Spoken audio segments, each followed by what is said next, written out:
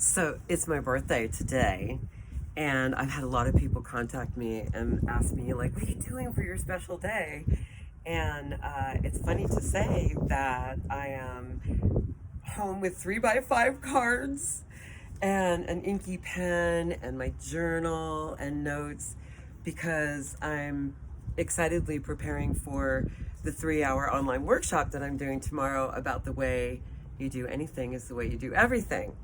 And I just got this shirt in the mail, FedEx, from my friend Cheryl Michael, BU, and I put it on, took a picture of myself and sent it to them.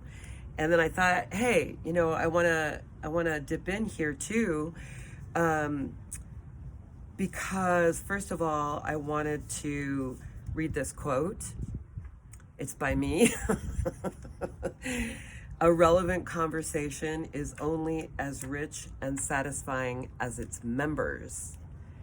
And as I see each person sign up to be a part of the online workshop, aka conversation, tomorrow morning, 9:30 to 12:30 Pacific time, link will be below.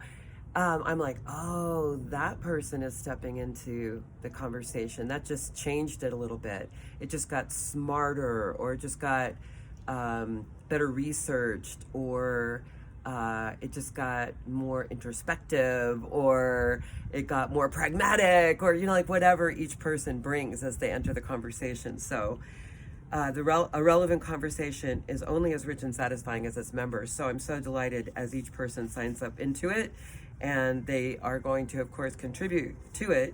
And I like 3x5 cards. It's a great way for me to really encapsulate my thinking, and I have been today. And these are the kind of this is kind of the way that I want to process through the conversation tomorrow. First of all, the idea is about looking at the way, or the how, or the process. It's not the what we do, or the when we do, or the why we do. It's the how we do what we do, the way we do what we do. And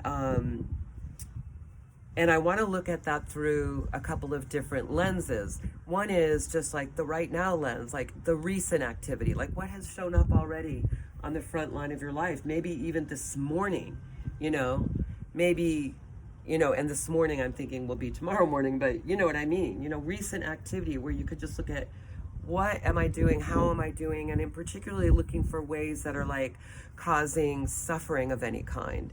Something that feels too complex, or the energy is heavy, or is constantly ineffective, or there's always confusion or stress or negative self-judgment or frustration or disappointment. Is those things, looking at those things and the how I'm doing things and the way I'm doing things that equals that. And so that's one way that I want to look at it. And of course, another way to look at it is what are chronic?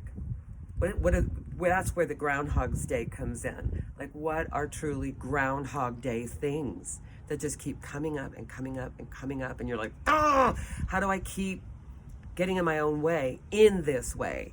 And you can even then wire it from knowing kind of what that is, usually related to what I call the mother of all patterns, the one that you got between the ages of 0 and 10 years old. And then you can even bring that down to the front lines of your life and say, well, how does that show up?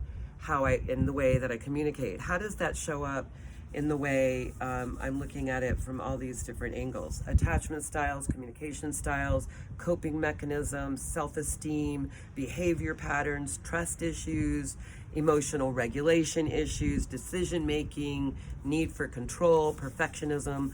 All of those things are probably related to childhood patterns that are now showing up on the front lines of our lives in big ways and small ways.